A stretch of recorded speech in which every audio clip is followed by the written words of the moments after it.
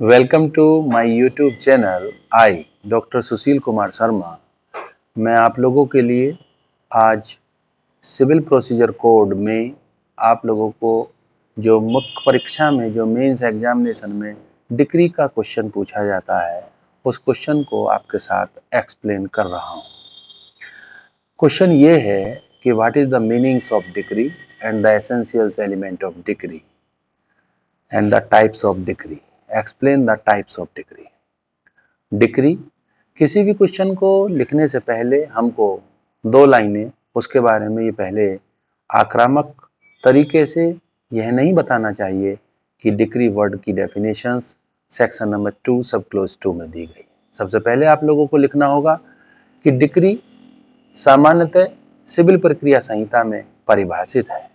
Degree न्यायालय का न्याय निर्णय का भाग है। डिग्री डिग्री नहीं है। डिग्री को हिंदी में आज्ञप्ति कहा जाता है। मध्य प्रदेश में इसको जयपत्र के नाम से जानते हैं। तो डिग्री शब्द की जो परिभाषा दी गई है वो सिविल प्रोसीजर कोड 1908 में सेक्शन नंबर 2 सब क्लोज नंबर 2 में दी गई है। डिग्री से अभिप्रेत है। डिग्री एक न्यायालय के ऐसे न्याय निर्णय की औपचारिक अभिव्यक्ति है जिसका संबंध उसे अभिव्यक्त करने वाले न्यायालय से है, जो वाद में से सभी या किन्हीं विवादग्रस्त विषयों का निश्चायक रूप से अवधारण करता है। यह डिग्री के अंतर्गत क्या चीज शामिल हो सकती है जिसको डीम्ड डिग्री या प्रकल्पित आज्ञप्ति के नाम से जाना जाता है। नंबर 1, वादपत्र का नामंजूर किया जाना तथा धारा 144 के अंतर्गत किसी प्रश्न का अवधारण करना। 2 विषय ये बताए जाते हैं कि डिग्री के अंतर्गत क्या शामिल नहीं है, जिसको शॉर्ट में AFO, अपील फ्रॉम ऑर्डर। सामान्यतः सभी आदेश अपील योग्य नहीं होते। कुछ आदेश अपील योग्य हैं जिनकी सूची का विवरण धारा 104 तथा आदेश 43 के अंतर्गत दिया गया है। ऐसे आदेश जिनकी अपील हो सकती है उनको डिग्री के अंतर्गत नहीं माना जा सकता तथा ऐसा कोई डिफॉल्ट के कारण यदि कोई डिसमिस कर दिया गया है यानी व्यतिक्रम के कारण खारिज किया गया कोई भी आदेश डिग्री शब्द के अंतर्गत शामिल नहीं समझा जाएगा।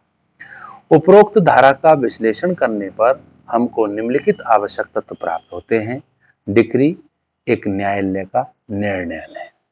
न्यायालय का निर्णय की डेफिनेशंस आप लोगों ने देखी होगी कि सेक्शन नंबर 2 सब क्लोज नंबर 9 के अंतर्गत निर्णय शब्द के अंतर्गत या तो डिग्री के आधारों का कथन होगा या आदेश के आधारों का कथन होगा। तो डिग्री क्या है? न्यायालय का निर्णय है। न्यायालय के द्वारा दिया गया निर्णय डिग्री कहलाएगा। डिग्री कैसे न्यायालय का निर्णय है उसके लिए सक्षम अधिकारिता वाला न्यायालय का होना आवश्यक होना है। दूसरी बात आप लोगों को यह भी बतानी होगी कि डिग्री किसी सूट में ही रिप्रेजेंट की जानी चाहिए। डिग्री कोई हवा में किसी भी आदेश के माध्यम से पारित नहीं की जा सकती।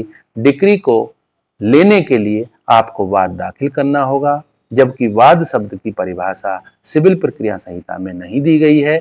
उसके लिए सुप्रीम कोर्ट की एक landmark ruling Hansraj versus Dehradun Mussoorie electronic tramways company limited के केस में, जहां पर कार्यवाही वाद पत्र के प्रस्तुतिकरण के माध्यम से स्टार्ट होती है, प्रारंभ होती है, ऐसे मामले में न्यायालय के समक्ष अनुतोष की मांग करने वाले कथन को हम वाद कहते हैं।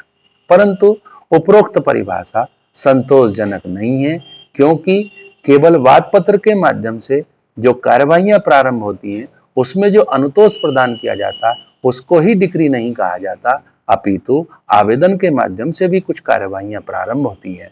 आवेदन के माध्यम से भी अनुतोष की मांग की जा सकती है। इसके लिए कृष्णप्पा वर्सेस शिवप्पा बॉम्बे हाईकोर्ट का डिसीजन दिया गया और उसमें जो कमी रह गई थी उस कमी को दूर करने का प्रयास किया गया। डिग्री न्यायालय के निर्णय के पश्चात किसी वाद में की जानी चाहिए। न्यायालय का संबंध उसे अभिव्यक्त करने वाले न्यायालय से होना चाहिए, यानी कि जहां पर आपकी संपत्ति का विषय वस्तु स्थित है उस स्थान पर ही न्यायालय के द्वारा उसके क्षेत्राधिकार का प्रयोग करते हुए उस विषय वस्तु के आधार पर उस संपत्ति का डिस्पोजिशन होना चाहिए। डिग्री का ऑपरेटिव पार्ट ये बताया गया है कि डिग्री से होगा क्या। डिग्री के होने के लिए जो नेक्स्ट आपको एसेंशियल्स एलिमेंट्स बताना होगा, उसमें आपको ये बताना होगा कि डिक्री वाद में से सभी या किन्हीं विवादग्रस्त विषयों का अवधारण करती है और अवधारण करने का जो मानक है वो भी निश्चायक है।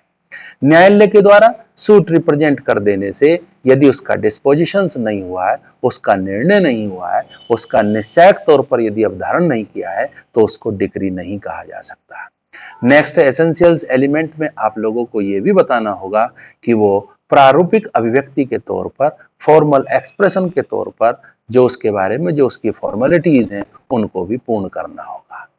आपको मैंने ऊपर पहले ही बता चुका हूं कि किस तरीके से डिक्री के अंतर्गत क्या चीज शामिल है और क्या चीज शामिल नहीं है।